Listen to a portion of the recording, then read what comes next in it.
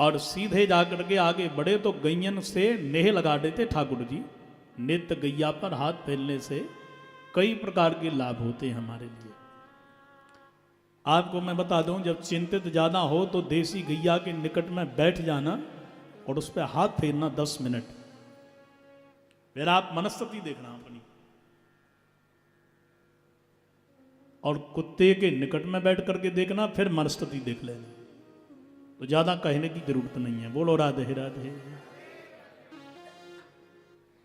गैया पर हाथ फेर रहे थे, उधर अक्रूर जी ने जाकर के प्रणाम किया तो ठाकुर जी ने आवाज लगाई, चाचा आए गए। यह सुन करके तो अक्रूर जी गदगद हो गए, नेत्रों से अश्रु बहने लगे। कृष्ण आपने मुझको पहचान ली नो? अरे चाचा आपको कैसे ना पहचान सके। गले लग गई जाकर के और पूछा तुम कैसे आए हो? तो अक्रूर जी ने पूरा कारण भी कह दिया। कन्हैया बोले मैया थे बाबा थे ये बात मत बताइयो जा कारण से तुम आए हो। सायकालीन की बेला में बहु प्रकार से अति सत्कार कीनो, और जब अक्रूर जी बैठ गए तब बाबा नंद और जसोदा मैया ने पूछी कि तुम कैसे पधारे ये बताओ। अक्रूर जी बोले हे बाबा नंद जसोदा मैया, बात यह है कि तेरे लाला मेरे भतीजे कृष्ण बलदेव ने ग्रामीण स्तर पर बहुत बल को प्रदर्शन कीनो है।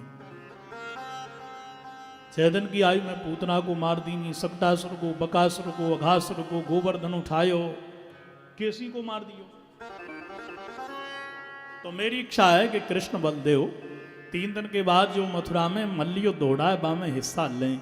ऐसे बलवान कृष्ण ने यदि शहरी स्तर पर बल का प्रदर्शन करते हुए यदि विश्व लेवल के योद्धा को हरा दिया तो मेरे कृष्ण जो मेरे भतीजे हैं तेरी लाला हैं, इनका त्रिलोकी में बिना प्रचार के नाम गूंज जाएगा।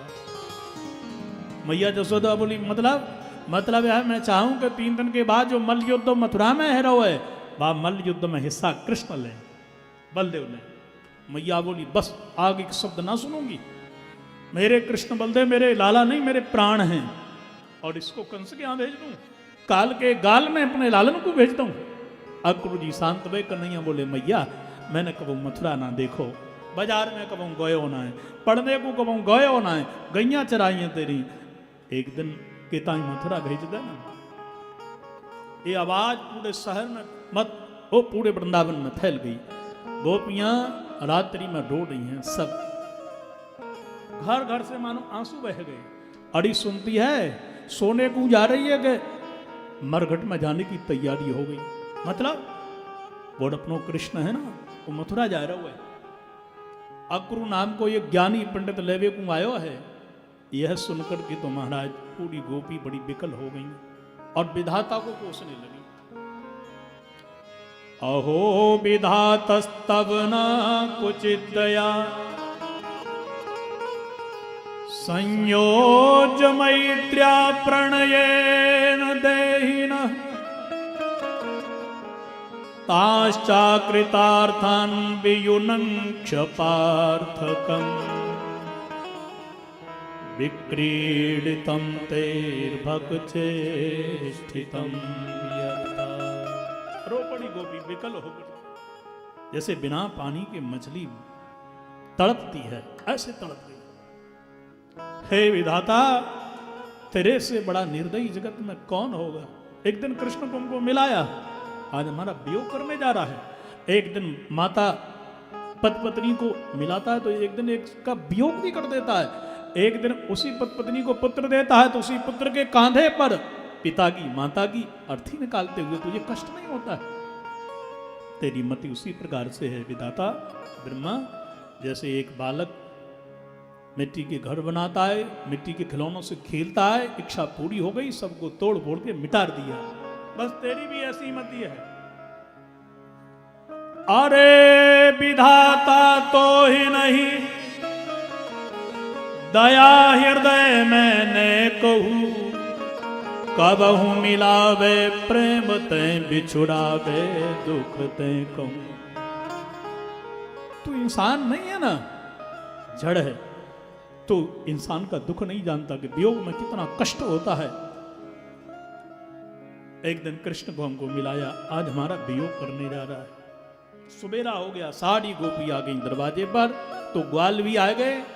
और भगवान कृष्ण बोले, हे मैया, हे बाबा, केवल आज जाके कल रह करके परसों में आ जाऊंगा। मैया ने कृष्ण बलदेव को हाथ बाबा नंद के हाथ में दीनों और बोडी के तुम्हारे हाथन में ये दोनों लालन के हाथ दे रही हूँ।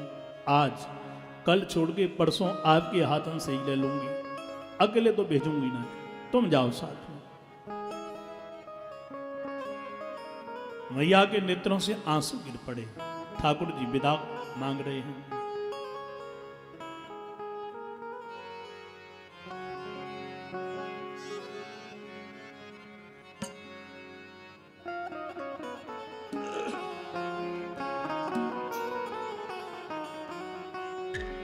मैयारी मोहे मथुरा जाना, मैया मोहे मथुरा जाना, जाने दो मोहे मथुरा जाना, जाने दो मोहे मथुरा जाना, मैयारी मोहे मथुरा जाना, मैया रे मोहे मथुरा जाना। भगवान विदाई लेने के लिए जा रहे हैं। सारे ब्रजवासी खड़े हैं, गोपी खड़ियां रो रही हैं, गैया भी रो रही हैं, बानर भी रो रहे हैं, सब कुमला गए।